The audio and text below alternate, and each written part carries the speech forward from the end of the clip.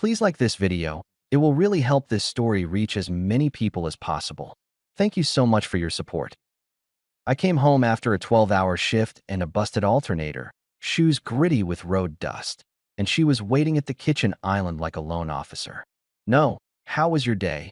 No dinners on the stove. Just a pointed finger at a coffee ring I didn't make and a tone you reserve for a teenager. You don't even try. Claire started, tapping the counter. Dishes, trash, the towel you left twisted up this morning. Bare minimum isn't a plan, Ray. Hi to you too, I muttered, setting my keys in the bowl. She pivoted, eyes on my wallet like it beeped. I sent you the link. The bag. Beige, medium. It's on sale, but the sale ends tonight. Pass. You're kidding. It's a staple. If you actually cared about our future, you'd invest in things that last. Normal wives don't greet their husband with a shopping list and a lecture. You're calling me abnormal? I'm calling it a lousy welcome home. She opened her mouth to keep going. I held up a hand, walked past her, and hit the shower. Steam, a clean t-shirt, lights off. She kept throwing lines through the doorway about standards and ambition like I was a radio she could tune. I rolled over and let her talk to the dark. If I'd known where that tone was headed, I would have slept in my truck that night and saved myself a week. In the morning, I made eggs and kept it quiet. Claire walked in scrolling her phone. Didn't say good morning, just, we need to talk numbers. Eat first, I offered. I'm fine. Are you taking the Henderson overtime? You need to. And we're still doing Napa in June. I want the suite, not the basic room. We'll see. She snorted. There's nothing to see. Successful couples plan. You, on the other hand, will see your way into being average. I sipped coffee. What are you doing today? I have a hair appointment. Then I'm meeting Beth for lunch. Don't forget the bag. I put the cup down. I said no. Her head snapped up. You're serious? Claire, you haven't worked since we signed the papers. Your decision. That's fine. But you don't get to treat me like an ATM with feet. She leaned on the counter. I put work on hold to support you. I keep the house. I plan our life. I network. You plan. I cut in. You don't execute. There's a difference. She smiled thinly. Keep talking like that. You'll motivate me to find someone who understands investment. I let that hang. Then I opened my laptop. New rule. Household account gets a fixed transfer every Friday. Groceries, utilities, basics. Your personal wants are your lane. She laughed in disbelief. You're cutting me off. I'm setting a boundary. Same thing with pretty words. You want a bag? Save for it. From what? Your household account? She air quoted without looking up from her phone. From something that's not my paycheck, I said, closing the laptop. I'm done paying for things that insult me. Insult you? A bag. The attitude that comes attached. She folded her arms. You keep acting like this, you'll be very lonely. It's a 5-minute world out there, Ray. Then I'll use the other 4 to make coffee. Her eyes flicked over me, like she was rereading a label. You know what? Don't forget the trash on your way out. She flicked her hair and walked off. On my drive to work, I kept replaying her tone. Not the bag, not the chores. The threat. It felt practiced. At lunch, I called the bank and split the accounts like I'd said. I canceled Napa. Texted her a screenshot of the fixed transfer. She sent back an emoji that looked like a laugh with teeth. A couple nights later, we went to a backyard cookout 2 houses over. Friends from her yoga circle, plus a few husbands who live on 9-hole talk and grill technique. I brought beer, shook hands, took a plate. Claire did a lap, then sidled up next to me with a smile that wasn't for me. You going to stand in a corner all night? She asked. Too loud. I'm in the shade. That's called strategy. She tilted her head toward the group. It's embarrassing when you don't make an effort. People notice. People notice when a wife treats her husband like a project. I answered, still chewing. Beth swung by. Beth is the one with the big laugh and a husband who sells insurance. Claire says you're skipping Napa, she chirped. We put it on ice, I replied. Beth looked at Claire. Girl, I told you. Standards. Claire, sweet as frosting. I'm working on it. He responds to pressure. Pressure breaks pipes, I said. Or it makes diamonds. Beth winked, floating away. Claire leaned in. Don't sulk. You're scaring my friends. I'm fine. You're the one managing optics. Optics matter. Respect matters more. She rolled her eyes so hard I thought she'd sprain something. Quit with the slogans. We moved to the patio. One of the guys, Mark, handed me a beer. How's the shop, Ray? Busy. Good kind of tired. Claire jumped in. Busy doing what exactly? Because our finances don't look like busy. I turned to her. We're doing this here. Transparency is healthy, she said, smiling at the group. Transparency is not the same as scoring points in front of people who didn't ask for a show. I answered, voice even. The wives looked at their plates. Mark scratched his jaw. You want another burger? I'm good, I said, and shifted my chair away from Claire by a clean foot. That small. That obvious. A new rule in public. On the walk home, she kept pace half a step ahead, like she was towing me. You just sabotaged me. How's that? You embarrassed me by being cold. I moved my chair because you thought a patio was a good place to call me inadequate. I unlocked our front door. We're done with couple theater. New rule. New rule. She repeated it like it tasted bitter. You really think you can change how this house runs? I just did. She didn't sleep in our bed that night. I didn't invite her back. The next morning there was a plate of pancakes and a note. Sorry I was harsh. I'm just stressed. I want us to be better. She poured me coffee, kissed my cheek, smiled like we were in a commercial. It would have disarmed a weaker man. I nodded, thanked her, and put my lunch in the truck. She caught my arm at the door. I'll return the bag link. You win this one. It's not a contest, I said. Everything is, she said, but softer, almost playful. It looked like a corner turned. At work I thought maybe she'd had a bad week. Maybe the cold would thaw. At 3 p.m., she texted a photo from a cafe. Cappuccino, a plate, a wrist with sparkling bracelets I didn't buy. Lunch with Beth and Nicole, the message said. We talk goals. Excited for our life. I answered with a thumbs up. The same day, my shop manager, Lewis, asked if I wanted to take on a month-long side project that would pay out well but eat weekends. I said yes. Not for the money. For structure. I was done waiting for her moods to decide our weekends. That night she floated the next demand while pretending to fold towels. I've been thinking, she began. It's time to upgrade my car. It's old. It squeaks. It's not really me. If you moved some things around, we could do it this month. Your car runs fine, I replied. It'll run fine for 2 more years if you service it. She laughed. Service it with what? Wishes. Service it with an oil change you schedule. She tossed a towel onto the couch. You don't get it. Image is part of the plan. What plan? Our plan. Where we live, who we see, who we become. She was talking like a coach at halftime. You could be doing better. And if you won't, you'll find someone who will. I finished for her. Copy-paste threat. Try a new one. Her face cooled. I mean it, Ray. I'm not spending my 30s waiting for you to get there. You haven't put in a day of work toward this plan. She smirked. Management is work. You're not very coachable.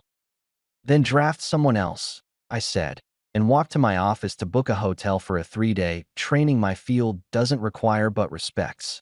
I forwarded the dates to Lewis, blocked the calendar, took my tools and a duffel to the truck that night. Initiative, not theater.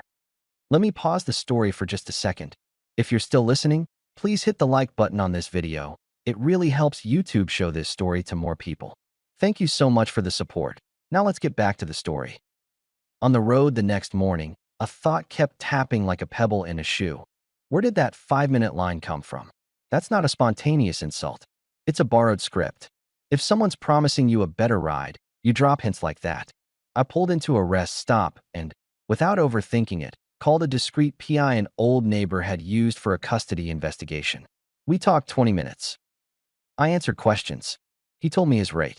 I gave him Claire's full name, 3 hangouts, a couple of husbands I'd seen talking too closely at gatherings, and said, find me what you find. He didn't promise miracles. I didn't ask for them. I wanted a mirror, not a rescue. Meanwhile, I kept my head down and lived like a tenant in my own house. Claire went waxy and sunshine again for a couple days. I made your favorite. I told Beth we're focusing on us. I looked at job postings, actually. A soft sell that would have coaxed a younger me into opening the floodgates. I listened. I ate. I didn't change the transfers or the weekend plan. Saturday, she came home late smelling like someone else's cologne and said she ran into people she knew after yoga. I asked who. She waved it off. You don't know them. Try me. Ray. She turned it into a sigh. Why are you so suspicious? It's not a good look. You told me it's a 5-minute world, I said, not raising my voice. I'm just respecting your timeline. Her eyes narrowed. What's that supposed to mean? It means I hear you. She left the room. The next day, she was syrup again. Bought groceries, lit a candle, wore a dress at home for no reason. She put her head on my shoulder while I watched a game and asked about my side project. It almost felt normal. That's the trick with a slow freeze. You get a warm day and think winter's over. Wednesday afternoon, my phone buzzed with an email notification. Subject: Report, discreet inquiry. I opened it in the stairwell at work. Dates, photos, timestamps, restaurants I knew, a hotel I drove past every week, a park near the river. Not one name, several. Husbands of Claire's own friends. Men who shook my hand over ribs and called me man, like we were in the same tribe. One photo stopped me cold. Claire leaning into Nicole's tall husband on a bar stool, her hand at the back of his neck, his grin drunk with more than beer. Another, Claire leaving a hotel at 2 p.m. with Beth's husband, hat pulled low like a cartoon. A third, Claire and a guy I didn't recognize in a booth, fingers laced. My stomach didn't flip. It didn't do anything at all. There's a point where the heart leaves the room and lets your brain take over. I called the PI. You confident on these? Very. More if you need it. I don't. I called a lawyer I know from the gym who keeps life basic and clean. He told me to breathe, told me what he'd file, told me what not to do. Don't tip your hand. Don't blow up. Don't give anyone a soapbox to perform remorse on. He said, if you can get out of the house for a few weeks without a scene, do that. I'll have papers ready soon. I'm not living there, I said. Find me a date. I left the shop early and drove to a short-term rental across town, a small house with a wide porch and quiet neighbors. On the way, I stopped for a cooler, a sack of groceries, a clean set of sheets. I loaded the work truck with 3 duffels, my toolbox, my guitar, and the coffee maker. At the kitchen table of the rental, I texted Claire, got sent out on a job. Back when it's done. She sent a thumbs up and a heart. That hurt me less than it should have. That night, I invited 4 guys I trust. Louis from work, my neighbor Frank who knows everyone but sells nothing, my brother-in-law Shane who values blunt over polite, and Mike from the softball team who's seen people at their best and worst. I put beers in the cooler and laid the report on the table. Louis flipped the first page and swore under his breath. Frank stiffened. Shane put his fists on his knees and stared at the wood. Mike said, "You okay?" like he already knew the answer.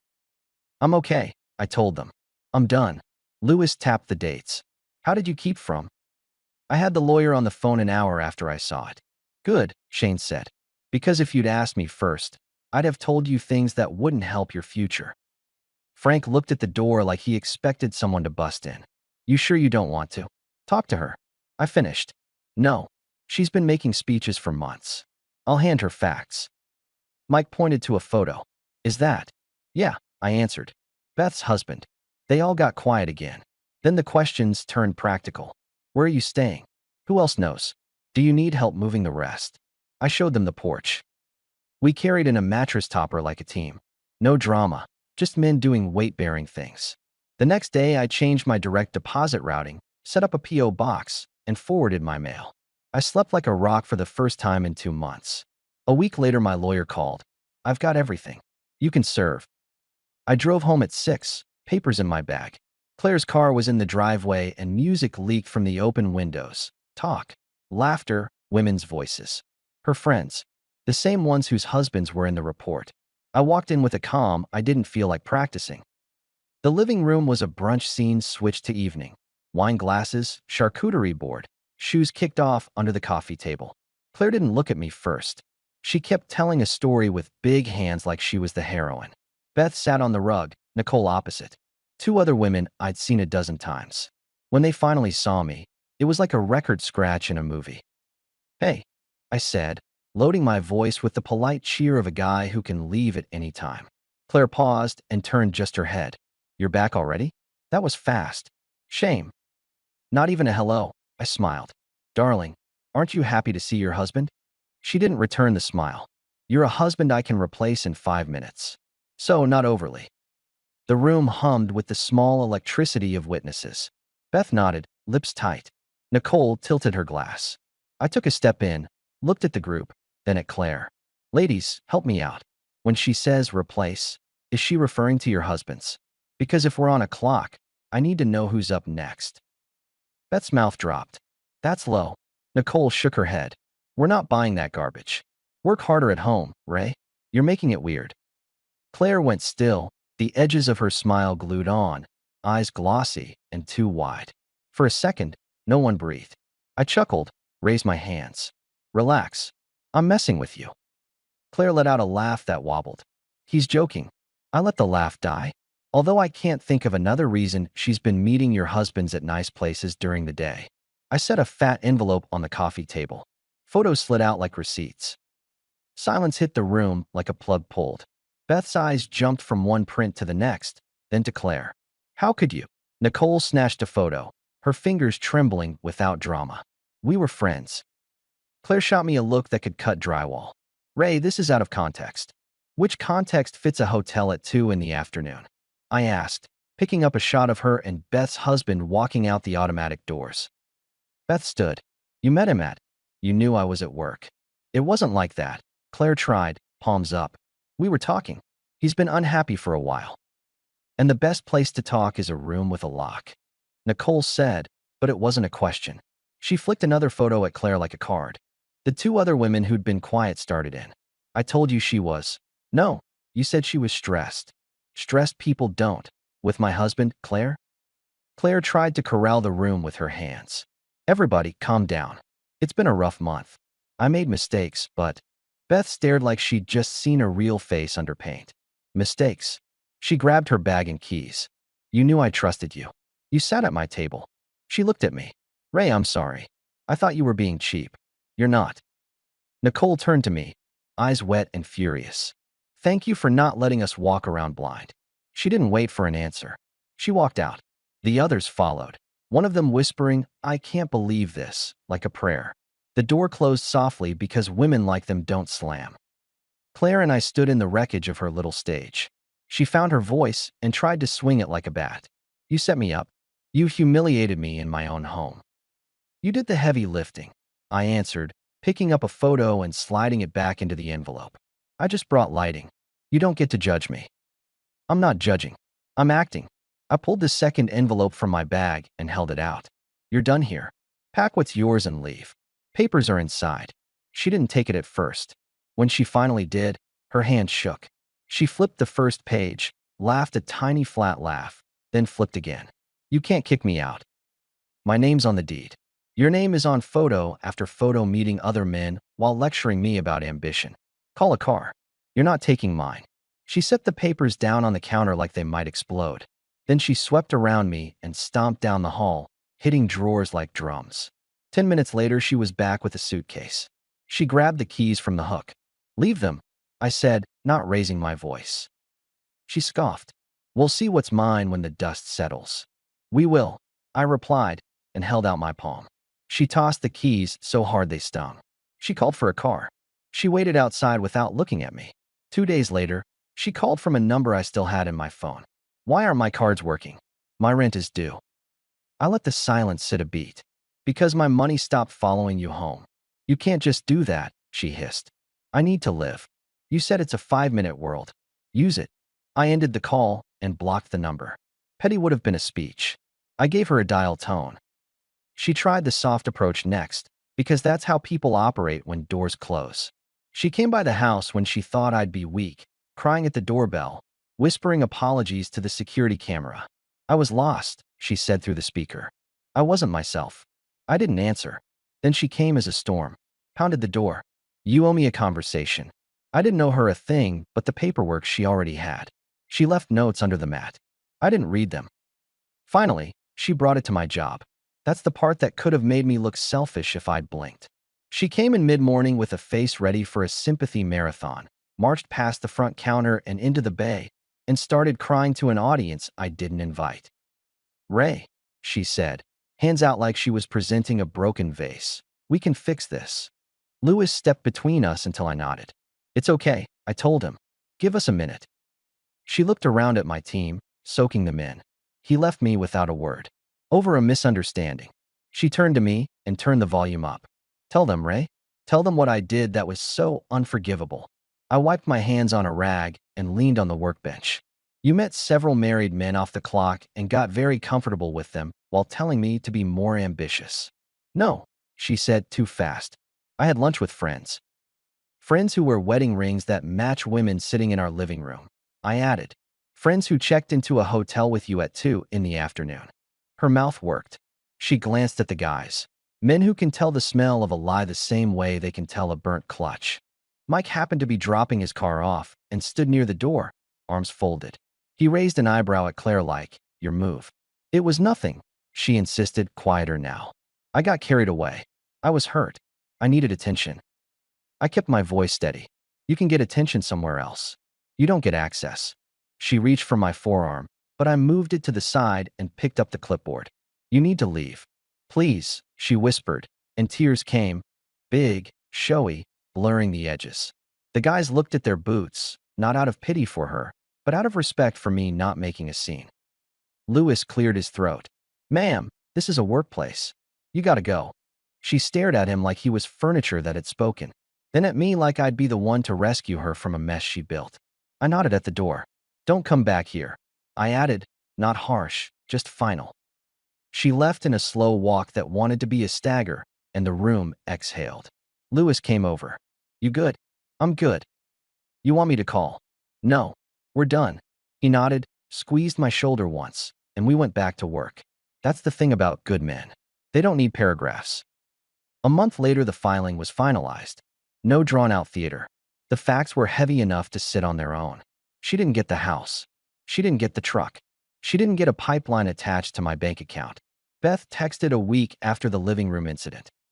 At first, I didn't open it. When I did, it read, I'm sorry for doubting you. Thank you for showing me. I sent back a simple reply. Take care of yourself. Nicole wrote too. You saved me months of living blind. I answered with a thumbs up and left it there. People don't owe me clean endings. They owe me nothing at all. But it was something to see women aim their outrage at the right person for once. Word got around our circle the way word does. Claire moved back to her parents' place in a smaller town far away.